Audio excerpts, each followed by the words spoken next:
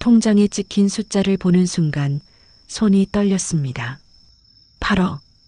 그것도 매달 정기적으로 들어오는 돈.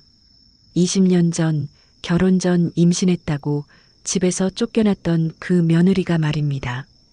우리 아들 앞길 막지 말고 꺼져라. 시어머니의 차가운 목소리가 아직도 귀에 선명합니다. 젊은 나이에 아이를 품고 길거리로 내몰렸던 그때 누가 알았겠습니까? 20년 후 그 아이가 저에게 이런 선물을 안겨줄 거라고. 여러분께 들려드릴 이야기는 한 편의 드라마보다 더 극적인 실화입니다. 사랑하는 사람에게 버림받고 가족에게 외면당한 여인이 어떻게 인생 역전을 이뤄냈는지, 그리고 진정한 가족의 의미가 무엇인지 깨닫게 된 감동의 실화 말입니다.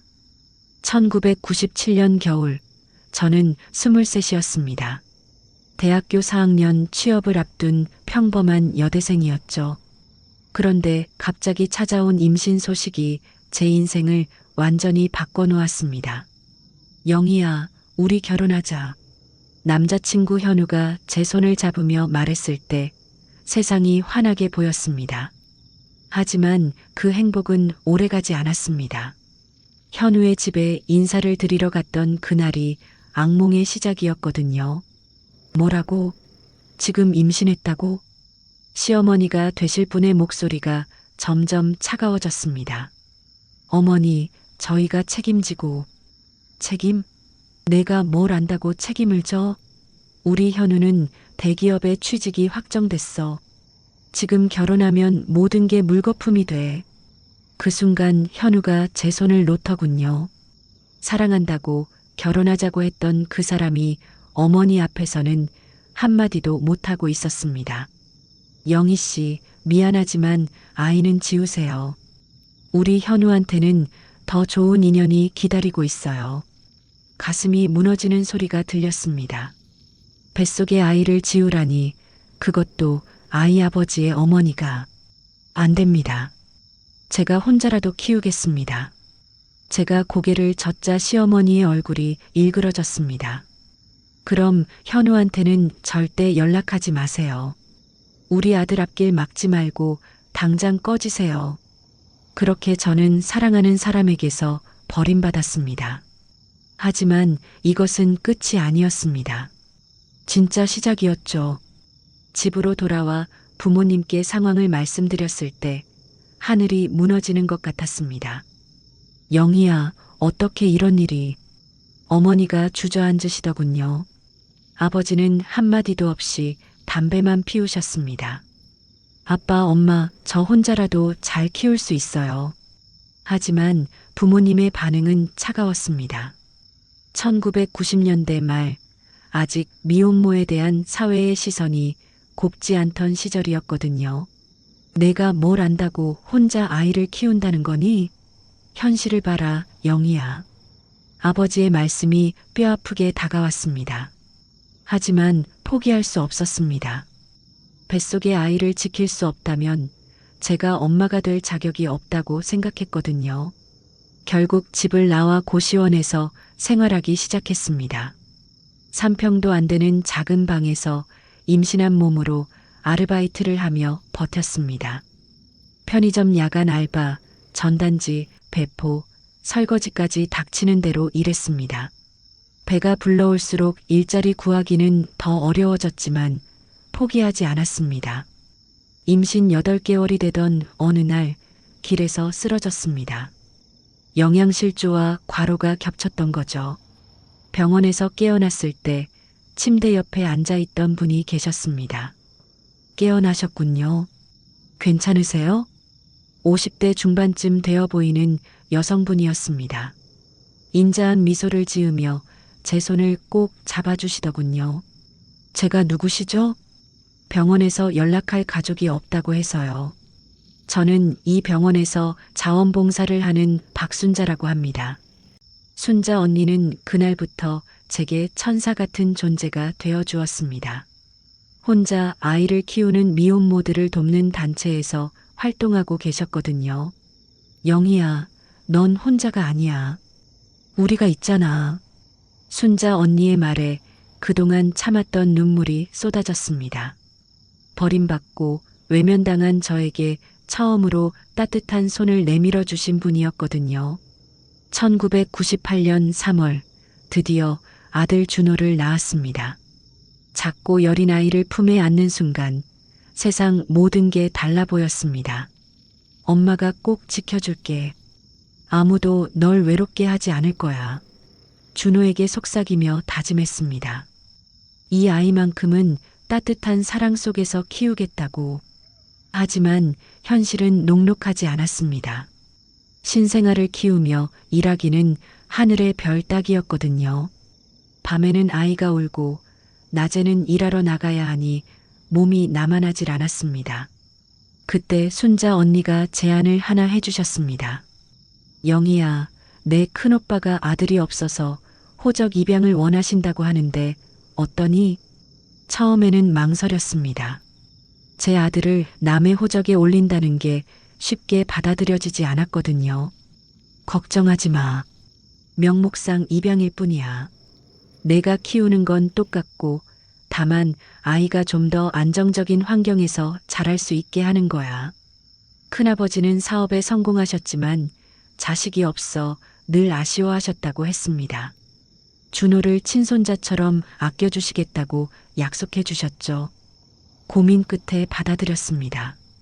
아이를 위해서라면 제 자존심쯤은 접을 수 있었거든요. 그렇게 준호는 큰아버지 호적에 올라갔습니다. 저는 여전히 엄마였지만 서류상으로는 숙모가 되었죠. 큰아버지는 정말 약속을 지켜주셨습니다. 매달 생활비를 보내주시고 아이 교육비도 모두 지원해 주셨습니다. 덕분에 저는 조금 더 안정적으로 준호를 키울 수 있었죠. 하지만 마음 한구석은 늘 허전했습니다. 제 아들이 다른 성씨를 가지고 있다는 사실이 가끔씩 가슴을 아프게 했거든요. 언젠가는 진실을 말해야겠지? 순자 언니에게 고민을 털어놓으면 언니는 늘 같은 대답을 해주셨습니다. 그때가 되면 아이가 이해할 거야. 넌 최선을 다하고 있는 거니까. 그렇게 5년이 흘렀습니다. 준호는 건강하고 밝은 아이로 자라났고 저도 안정적인 직장을 구해 새로운 삶을 시작할 수 있었습니다. 하지만 운명의 장난은 여기서 끝이 아니었습니다. 준호가 초등학교에 입학하던 해 뜻밖의 만남이 저를 기다리고 있었습니다. 학부모 상담을 위해 학교에 갔다가 복도에서 익숙한 목소리를 들었습니다. 선생님, 저희 아이가 수업 태도는 어떤가요? 등을 돌리고 있었지만 그 목소리만으로도 알 수 있었습니다. 현우였습니다. 심장이 쿵쾅거리기 시작했습니다. 8년 만에 재회였거든요. 천천히 뒤를 돌아보니 정말로 현우가 서 있었습니다. 옆에는 임신 중인 것 같은 여성이 함께 있었고요. 영애? 현우도 저를 알아보았습니다. 서로 멈춰서서 한참을 바라보았죠. 안녕하세요. 겨우 인사를 건넸습니다. 옆에 있던 여성이 현우를 쳐다보며 물었습니다. 여보, 아는 분이세요? 아, 대학교 동기예요. 현우가 어색하게 대답했습니다. 그저 동기라고 소개하더군요. 한때 결혼을 약속했던 사이였는데 말입니다. 그럼 저는 먼저 가보겠습니다. 더 이상 서 있을 수가 없어서 자리를 떴습니다. 뒤에서 현우가 뭔가 말하려는 것 같았지만 돌아보지 않았습니다. 집으로 돌아오는 길에 마음이 복잡했습니다. 8년 전 그토록 원망했던 사람을 다시 보니 이상하게도 분노보다는 평온함이 찾아왔습니다. 이제 정말 지난 일이구나. 준호가 학교에서 돌아오자 물어보았습니다. 엄마, 학교에서 무슨 일 있었어? 표정이 이상해. 영리한 아이라 제 기분을 금세 알아차리더군요. 아니야, 그냥 옛날 친구를 만나서 그래. 남자친구야? 여자친구야? 남자친구. 혹시 아빠야? 깜짝 놀랐습니다. 준호가 이런 질문을 한 적이 없었거든요. 왜 갑자기 그런 말을? 친구들이 그러는데 아빠가 없는 건 아니고 멀리 있는 거라고. 나도 아빠가 궁금해. 가슴이 먹먹해졌습니다. 언젠가는 준호에게 진실을 말해야 한다고 생각했지만 아직은 이른 것 같았습니다. 준호야, 엄마가 아빠 역할도 할게. 아빠가 없어도 우리 잘 살고 있잖아. 응, 나는 엄마만 있어도 좋아. 준호의 대답에 눈물이 날 뻔했습니다. 다음 주에 또 다른 상담이 있었습니다. 이번에는 현우와 마주치지 않기를 바랐는데 운명처럼 또 만나게 되었습니다. 이번에는 현우가 혼자 와 있었습니다. 영희야, 잠깐 얘기할 수 있을까? 피할 수가 없었습니다. 학교 근처 카페에서 마주 앉았죠. 그동안 어떻게 살았어? 보시다시피 잘 살고 있어요. 결혼은? 아직이요. 한참 침묵이 흘렀습니다. 현우가 어려운 표정으로 말을 꺼냈습니다. 영희야, 그때 일 정말 미안해. 이제 와서 그런 말씀하실 필요 없어요. 아이는 어떻게 했어? 제 표정이 굳어졌습니다. 현우가 묻고 싶지 않았던 질문이었거든요. 왜 그런 걸 묻나요? 그냥 궁금해서. 키우고 있어요. 현우의 얼굴이 놀라움으로 변했습니다. 정말? 네. 건강하고 똑똑한 아이로 자라고 있어요. 어디서? 여기 이 학교에서요. 현우가 더욱 놀라는 표정을 지었습니다. 같은 학교에 다니고 있다는 사실을 이제야 깨달은 것 같았습니다. 몇 학년? 1학년이요. 이름이 뭐야? 이준호. 현우가 잠시 생각하는 것 같더니 말했습니다. 혹시 1학년 3반? 제가 고개를 끄덕이자 현우의 얼굴이 하얗게 변했습니다. 우리 딸 민지가 같은 반이야. 세상이 참 좁다는 생각이 들었습니다. 아이들이 같은 반 친구였다니. 민지가 준호 얘기를 자주 해. 공부도 잘하고 친구들한테도 인기가 많다고. 복잡한 기분이었습니다. 현우의 딸과 제 아들이 친구라니. 준호가 나를 닮았어? 현우가 조심스럽게 물었습니다. 많이 닮았어요. 보고 싶다? 안 됩니다. 단호하게 말했습니다. 이제 와서 아빠 노릇을 하겠다는 건 아닐 테니까요. 영희야, 나도 후회하며 살았어. 그때 내가 용기가 없었어. 이미 지난 일이에요. 저희는 잘 살고 있으니까 신경 쓰지 마세요. 그렇게 대화를 마치고 일어섰습니다. 현우가 뒤에서 부르는 소리가 들렸지만 돌아보지 않았습니다. 집에 돌아와서 깊은 생각에 빠졌습니다. 준호에게 아버지가 누구인지, 왜 함께 살지 않는지 언젠가는 설명해야 할 텐데 어떻게 말해야 할지 막막했습니다. 그리고 무엇보다 현우와 같은 학교에 다니는 이상 또 마주칠 가능성이 높다는 게 부담스러웠습니다. 하지만 그때는 몰랐습니다. 이 만남이 제 인생에 또 다른 변화를 가져올 거라는 것을. 준호와 민지가 친구라는 사실을 알고 나서 아이를 학교에 데려다 주거나 데리러 갈 때마다 조심스러워졌습니다. 현우와 마주칠까봐 걱정이었거든요. 하지만 아이들의 세계는 어른들과는 달랐습니다. 엄마, 민지랑 같이 놀이공원 가도 돼? 준호가 어느 날 물어보더군요. 민지 엄마가 함께 가자고 하셨어. 마음이 복잡했습니다. 현우의 아내와 어떻게 마주봐야 할지 막막했거든요. 민지네 엄마가 정말 그렇게 말씀하셨어? 응. 민지가 그러는데 엄마가 준호 엄마도 함께 오시면 좋겠다고 하셨대. 아이들은 순수했습니다. 어른들의 복잡한 사정 따위는 모른 채 친구와 놀고 싶어 할 뿐이었죠. 다음 날 민지 엄마에게서 전화가 왔습니다. 안녕하세요. 민지 엄마 김수진이에요. 목소리가 밝고 따뜻했습니다. 아이들이 함께 놀이공원에 가고 싶어 해서 연락드렸어요. 이번 주말 어떠세요? 그런데 혹시 민지 아빠도 함께 가시나요? 조심스럽게 물어보았습니다. 아니에요. 남편은 주말에도 일이 있어서요. 저랑 아이들만 갈 예정이에요. 다행이었습니다. 현우가 없다면 괜찮을 것 같았습니다. 그럼 함께 가요.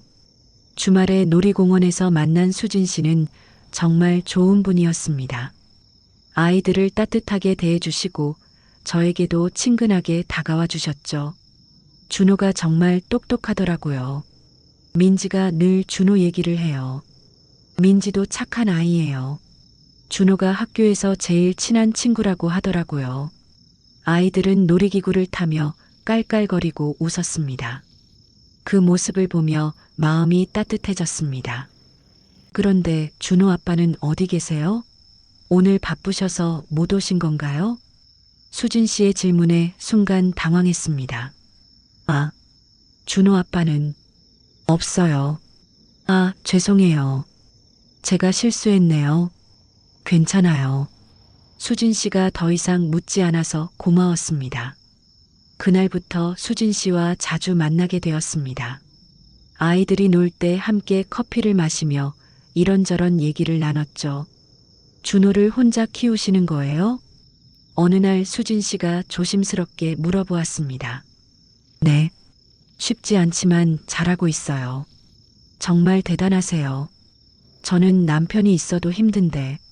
수진 씨는 남편분이 어떤 일 하세요? 대기업에서 일해요. 워낙 바빠서 아이들과 시간을 많이 못 보내요. 그 순간 이상한 기분이 들었습니다. 현우도 대기업에 다닌다고 했는데 혹시 어느 회사에서 일하세요? LG전자예요. 현우가 다니는 회사였습니다. 하지만 대기업이니까 모르고 지날 수도 있겠다 싶었습니다. 남편 이름이 박현우예요. 혹시 아세요? 심장이 쿵하고 멈추는 것 같았습니다. 박현우? 현우의 성이 박씨였거든요. 아, 모르겠어요. 겨우 대답했습니다. 그렇죠? 회사가 커서 다 알 수는 없죠. 수진 씨는 의심하지 않는 것 같았습니다. 집에 돌아와서 혼란스러웠습니다. 설마 같은 사람일까? 하지만 이름이 같고 같은 회사에 다니고 아이 나이도 비슷하니 틀림없는 것 같았습니다. 그렇다면 수진 씨는 현우의 아내였고 민지는 현우의 딸이었습니다.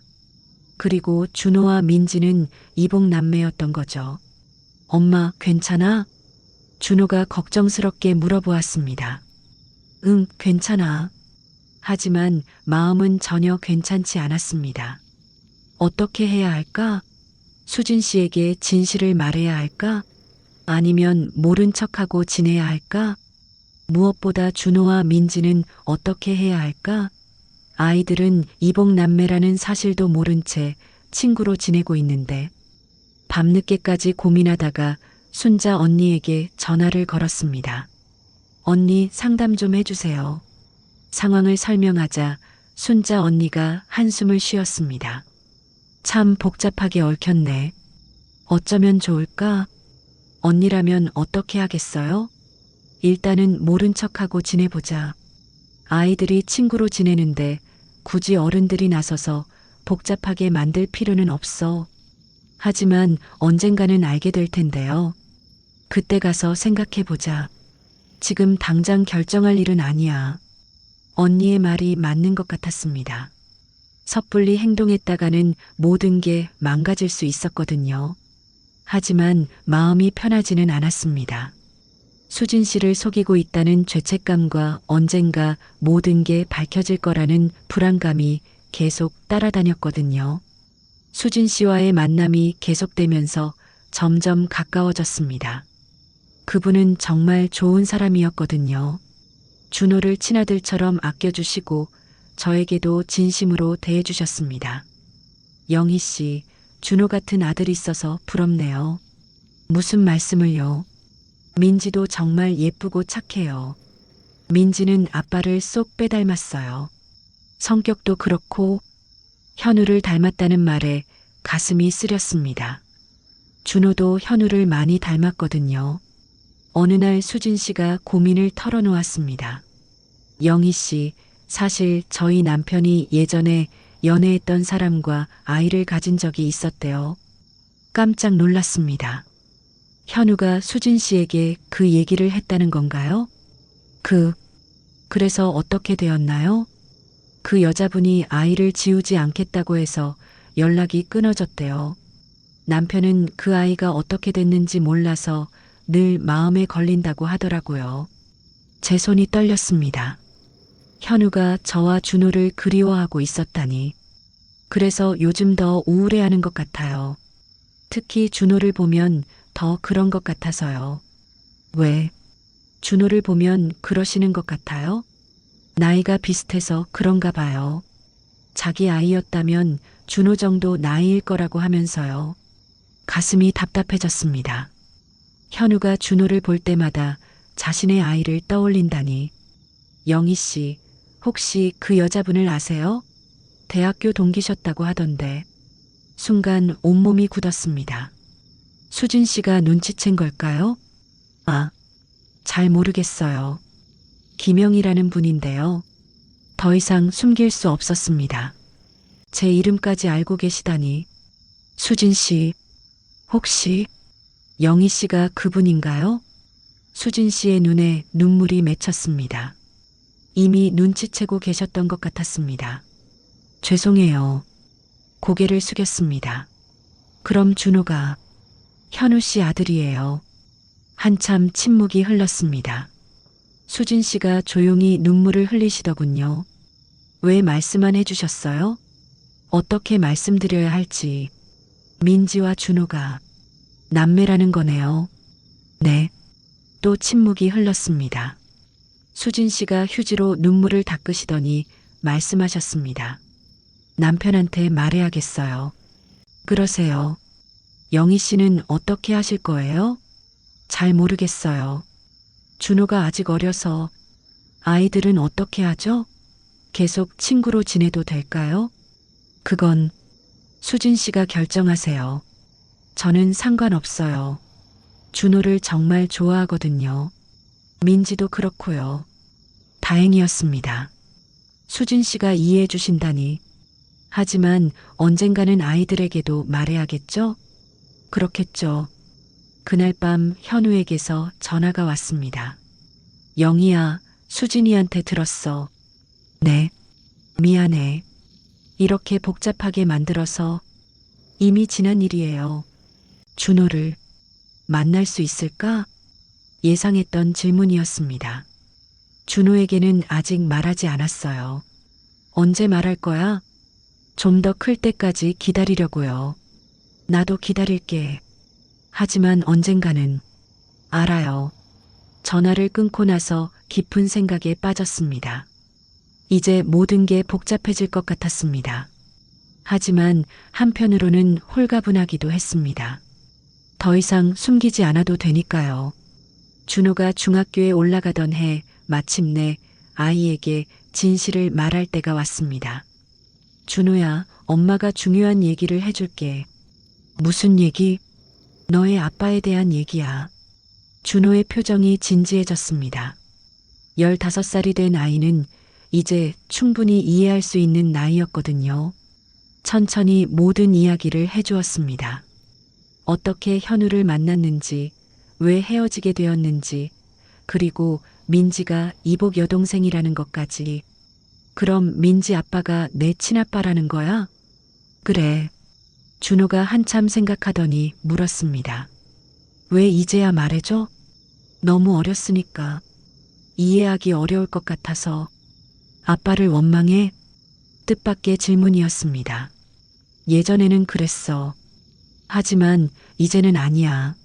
나는 아빠를 만나고 싶어. 준비하고 있던 대답이었습니다. 그럼 만나자. 현우와의 만남은 생각보다 자연스러웠습니다. 준호도 현우도 서로를 어색해하지 않았거든요. 안녕, 준호야. 안녕하세요. 아빠. 처음 아빠라고 부르는 준호의 목소리에 현우의 눈에 눈물이 맺혔습니다. 미안해, 준호야. 지금까지 옆에 있어주지 못해서. 괜찮아요. 엄마가 잘 키워주셨어요. 현우가 저를 쳐다보며 고개를 숙였습니다. 정말 고마워, 영희야. 그렇게 우리는 새로운 관계를 시작했습니다. 완전한 가족은 아니었지만 서로를 이해하고 배려하는 관계였죠. 민지도 준호가 오빠라는 사실을 알고 무척 기뻐했습니다. 오빠, 이제 진짜 오빠네. 아이들은 어른들보다 훨씬 빨리 새로운 상황에 적응했습니다. 수진 씨도 준호를 더욱 따뜻하게 대해주셨습니다. 이제 진짜 우리 아들이네. 그 말에 가슴이 뭉클했습니다. 현우는 그동안 못다한 아버지 역할을 하려고 노력했습니다. 준호의 학교 행사에 참석하고 주말마다 시간을 내서 함께 보냈죠. 하지만 저는 여전히 준호의 엄마였습니다. 그 누구도 바뀔 수 없는 관계였거든요. 엄마, 나는 엄마가 제일 좋아. 준호가 어느 날 말해주었습니다. 아빠도 좋지만 지금까지 나를 키워준 건 엄마잖아. 그 말에 모든 힘든 시간이 보상받는 기분이었습니다. 큰아버지도 상황을 이해해 주셨습니다. 영희야, 이제 준호에게 친아버지가 생겼으니 호적 정리를 어떻게 할까? 큰아버지 뜻대로 하세요. 그럼 친아버지 호적으로 넘겨주자. 그게 아이를 위해서도 좋을 것 같아. 그렇게 준호는 현우의 호적으로 들어갔습니다. 법적으로도 진짜 아버지와 아들이 된 거죠. 하지만 큰아버지는 준호를 위한 마지막 선물을 준비하고 계셨습니다. 영희야, 내가 사업을 정리하면서 준호 명의로 주식을 좀 사두었다. 주식이요? 응. 크면서 도움이 될 거야. 그때만 해도 그 주식이 얼마나 큰 가치를 가지게 될지 몰랐습니다. 준호가 고등학교를 졸업하던 해 큰아버지가 갑작스럽게 세상을 떠나셨습니다. 장례식장에서 큰아버지의 변호사가 저를 찾아왔습니다. 영희 씨죠? 고인께서 준호 군을 위해 남겨두신 것들이 있습니다. 어떤 것들이요? 일단 보험금이 5억 정도 되고요. 그리고 주식이 있습니다. 5억이라니 큰 돈이었습니다. 주식은 어떤 것들인가요? 삼성전자, LG화학, 현대차 등등 20년 전에 매입하신 것들이에요. 20년 전부터 큰아버지께서 준호를 위해 주식을 사모으고 계셨던 거였습니다. 총 가치가 얼마나 될까요? 현재 시세로는 대략 15억 정도 됩니다. 다리가 후들거렸습니다. 15억이라니. 그리고 매달 배당금도 들어올 예정입니다. 월 평균 800만 원 정도요. 정신이 멍해졌습니다. 큰아버지께서 준호에게 이런 큰 선물을 남겨주신 거였습니다. 이 모든 것이 준호 명의로 되어 있나요? 네. 다만 성년이 될 때까지는 어머니께서 관리하셔야 합니다. 집에 돌아와서 준호에게 말해주었습니다. 준호야, 큰할아버지께서 너에게 큰 선물을 남겨주셨어. 무슨 선물? 상황을 설명하자 준호도 놀라더군요. 이렇게 큰 돈을 왜 나한테? 큰할아버지께서 너를 정말 사랑하셨거든. 어떻게 써야 할까? 아직 내가 결정할 일은 아니야. 좀 더 커서 스스로 판단할 수 있을 때까지 엄마가 잘 관리해 줄게. 그때부터 매달 준호의 통장에 배당금이 들어오기 시작했습니다. 월 800만 원씩이나. 현우도 그 사실을 알고 놀라워했습니다. 큰아버지께서 정말 준호를 아끼셨구나. 네. 친손자보다 더 사랑해 주셨어요. 이제 준호 미래는 걱정 없겠어. 하지만 저는 오히려 걱정이 됐습니다. 이렇게 큰 돈이 있다는 걸 알면 준호가 공부에 소홀해질까 봐서요. 준호야, 이 돈이 있다고 해서 공부 안 해도 된다는 뜻은 아니야. 알아요, 엄마. 더 열심히 할게요. 다행히 준호는 큰아버지의 선물을 귀하게 여기며 더욱 성실하게 살았습니다. 대학교도 열심히 다니고 방학 때는 봉사활동도 했습니다. 엄마, 나는 이 돈으로 좋은 일을 하고 싶어. 어떤 좋은 일? 큰할아버지처럼 도움이 필요한 사람들을 돕고 싶어요. 기특했습니다. 큰아버지의 마음씨를 닮아가고 있었거든요.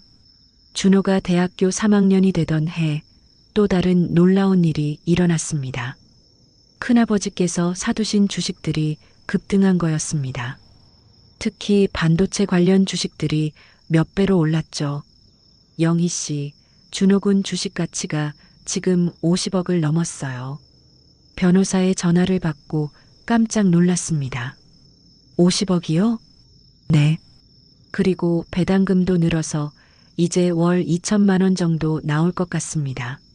상상도 못했던 일이었습니다. 준호에게 말해주자 아이도 놀라워했습니다. 이제 정말 부자네. 그래.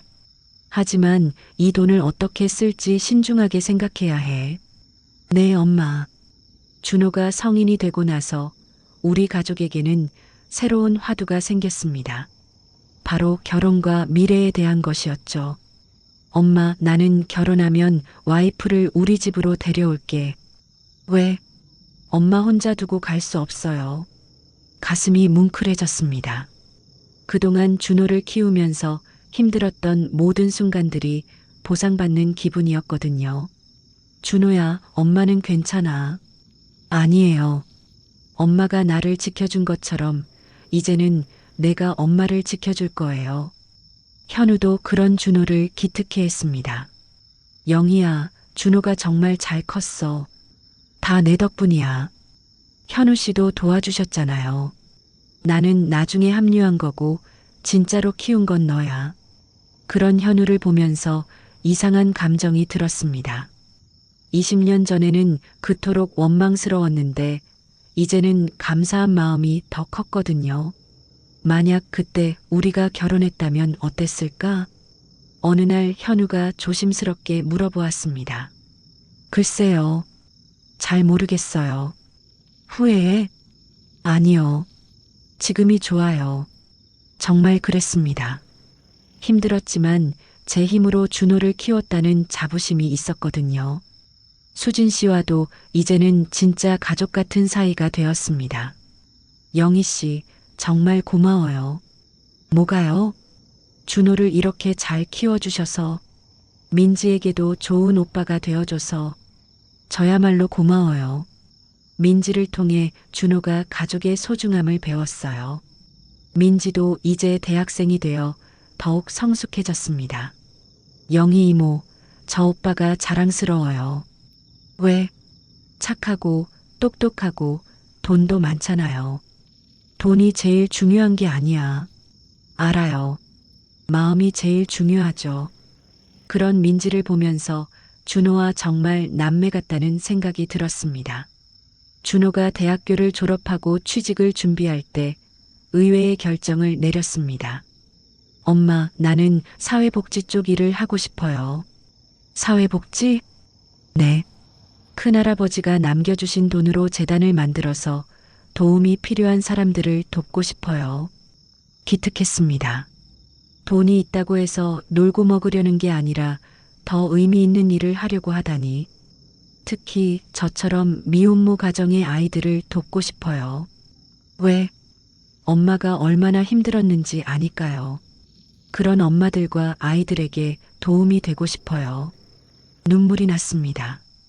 제가 겪었던 고생이 헛되지 않았다는 생각이 들었거든요. 좋은 생각이야. 엄마가 도와줄게. 그렇게 준호는 재단을 설립했습니다. 따뜻한 가족재단이라는 이름으로요. 매년 미혼모 가정과 소외계층 아이들에게 장학금을 주고 생활비를 지원하는 일을 시작했습니다. 준호의 첫 번째 기부를 받은 가정에서 감사 편지가 왔습니다. 덕분에 아이를 포기하지 않고 키울 수 있게 되었습니다. 정말 감사합니다. 그 편지를 읽으며 20년 전의 제 모습이 떠올랐습니다. 만약 그때 누군가 이런 도움을 주었다면 얼마나 힘이 되었을까요? 엄마, 이제 우리도 누군가에게 큰할아버지 같은 존재가 되었네요. 그러게 말이야. 현우도 준호의 일을 적극적으로 지지해 주었습니다. 나도 재단 일을 도와주고 싶어. 정말요? 응. 비록 늦었지만 아버지로서 할 수 있는 일을 하고 싶어. 그렇게 현우도 재단의 후원자가 되었습니다. 수진 씨와 민지도 마찬가지였습니다. 온 가족이 힘을 합쳐 좋은 일을 하게 된 거죠. 지금으로부터 2년 전 준호가 결혼을 했습니다. 신부는 같은 대학에서 사회복지를 전공한 착한 여자였습니다. 어머니, 앞으로 잘 부탁드려요. 며느리 지은이가 정중하게 인사했습니다. 나야말로 잘 부탁해. 우리 준호 잘 부탁해. 지은이는 정말 착한 아이였습니다. 시어머니인 저를 어머니처럼 모셔주고 재단 일도 함께 도와주었죠. 어머니, 저도 어머니처럼 강한 여자가 되고 싶어요. 왜?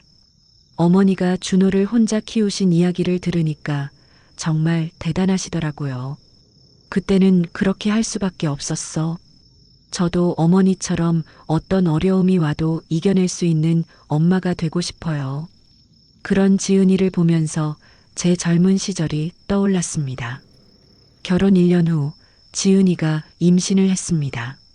어머니, 저희 아기가 생겼어요. 얼마나 기뻤는지 모릅니다. 드디어 손자를 볼 수 있게 된 거였거든요. 축하해, 지은아. 어머니께서 준호를 키우신 것처럼 저도 잘 키울게요. 물론이지. 우리가 다 도와줄게. 현우와 수진 씨, 민지까지 모두 기뻐했습니다. 형수, 축하해요. 내가 고모가 되는 거네. 민지가 신나하는 모습을 보니 정말 가족 같았습니다. 그리고 작년 가을, 드디어 손자 건우가 태어났습니다. 어머니, 손자예요. 준호가 신생아실에서 뛰어나오며 말했습니다. 건우를 처음 안았을 때의 감동은 잊을 수 없습니다. 20년 전 준호를 안았을 때와 똑같은 기분이었거든요. 우리 건우야, 할머니가 아주 많이 사랑해줄게. 건우는 준호를 쏙 빼닮았습니다. 그리고 준호는 현우를 닮았으니 건우에게서도 현우의 모습이 보였죠. 영희야, 이제 우리가 진짜 가족이 된 것 같아. 현우가 건우를 안으며 말했습니다. 그러게요. 정말 그랬습니다. 피는 섞이지 않았지만 마음으로는 진짜 가족이 된 것 같았거든요. 지금 제 나이 49입니다. 20년 전 23세 버림받았던 그 여자가 이제는 행복한 할머니가 되었습니다. 매달 통장에 들어오는 배당금은 이제 3천만 원을 넘습니다. 준호의 주식 가치는 80억을 넘어섰고요. 하지만 정말 소중한 건 돈이 아니었습니다. 바로 가족이었죠.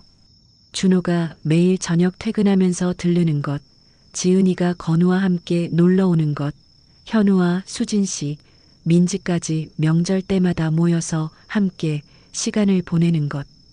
그런 평범한 일상이 가장 큰 행복이었습니다. 어머니, 저희 둘째도 생겼어요. 얼마 전에 지은이가 또 다른 기쁜 소식을 알려주었습니다. 정말? 네. 이번에는 딸일 것 같아요. 또 다른 손자, 아니 손녀를 만날 생각에 가슴이 설렙니다. 재단 일도 잘 되고 있습니다. 지금까지 500여 가정을 도왔고 100명이 넘는 아이들이 장학금을 받고 있습니다.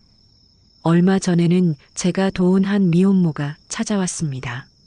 선생님, 덕분에 제 아이가 의사가 되었어요. 그 말을 들으며 20년 전에 제가 떠올랐습니다. 그때 누군가 저에게도 이런 도움을 주었다면 얼마나 힘이 되었을까요? 당신도 포기하지 마세요. 힘들어도 끝까지 버티세요. 지금 어려움을 겪고 있는 엄마들에게 제가 해줄 수 있는 말은 이것뿐입니다. 저녁에 준호 가족과 함께 저녁을 먹으며 건우를 바라봅니다. 건우야, 할머니가 너에게 들려줄 이야기가 아주 많단다. 건우는 아직 어려서 알아듣지 못하지만 나중에 크면 할머니가 어떻게 살아왔는지 자세히 들려줄 생각입니다. 버림받고 외면당해도 포기하지 않으면 언젠가는 행복이 찾아온다는 것을, 가족이란 피가 섞인 사람들만이 아니라 서로를 진심으로 사랑하고 아끼는 사람들이라는 것을, 그리고 진정한 행복이란 돈이나 명예가 아니라 사랑하는 사람들과 함께하는 시간이라는 것을 20년 전 그 차가운 겨울날 시어머니에게 쫓겨났던 그 여자가 이제는 이렇게 큰 가족의 중심이 되어 있습니다. 인생은 정말 모르는 것 같습니다. 끝이라고 생각했던 순간이 실은 새로운 시작이었고 절망이라고 여겼던 그 시간들이 모두 지금의 행복을 위한 준비 과정이었던 거죠. 여러분도 지금 힘든 시간을 보내고 계신다면 절대 포기하지 마세요. 모든 어려움에는 끝이 있고 그 끝에는 반드시 새로운 시작이 기다리고 있습니다. 저처럼 버림받았다고 생각되는 순간에도 누군가는 여러분을 기다리고 있을 거예요. 그리고 지금의 고통이 언젠가는 누군가에게 위로가 되고 희망이 될 거예요. 20년 전 그 겨울날의 아픔이 지금은 수많은 가정에게 따뜻함을 전해주고 있는 것처럼 말입니다. 건우가 제 무릎에서 곤히 잠들었습니다. 이 작은 생명체가 앞으로 어떤 인생을 살아갈지, 어떤 행복과 어려움을 마주하게 될지 모르겠지만 한 가지는 확실합니다. 이 아이는 사랑받으며 자랄 거라는 것, 그리고 그 사랑이 또 다른 사랑을 만들어낼 거라는 것. 그것이 바로 진정한 가족의 힘이고 제가 20년 동안 배운 인생의 가장 소중한 교훈입니다. 지금 이 순간도 어딘가에서는 젊은 엄마가 홀로 아이를 키우며 눈물을 흘리고 있을 것입니다. 버림받았다고 생각하며 절망하고 있을 수도 있고요. 그런 분들에게 제 이야기가 작은 위로가 되었으면 합니다. 지금은 외롭고 힘들어도 언젠가는 여러분도 저처럼 행복한 가족에 둘러싸여 살 수 있을 거라고. 그리고 무엇보다 여러분이 지금 키우고 있는 그 아이가 언젠가는 여러분에게 가장 큰 선물이 될 거다고. 제가 준호에게서 받은 것처럼 말입니다. 마지막으로 큰아버지께 감사드리고 싶습니다. 하늘에 계시지만 아직도 저희 가족을 지켜보고 계실 거라고 믿습니다. 그리고 순자 언니, 현우, 수진 씨, 민지, 지은이, 저에게 가족이라는 이름으로 함께해준 모든 분들께 감사드립니다. 20년 전 버려진 며느리는 이제 더 이상 존재하지 않습니다. 대신 사랑하는 가족들에게 둘러싸인 행복한 할머니가 있을 뿐입니다. 여러분의 인생에도 반드시 이런 반전과 기적이 찾아올 거예요. 절대 포기하지 마세요.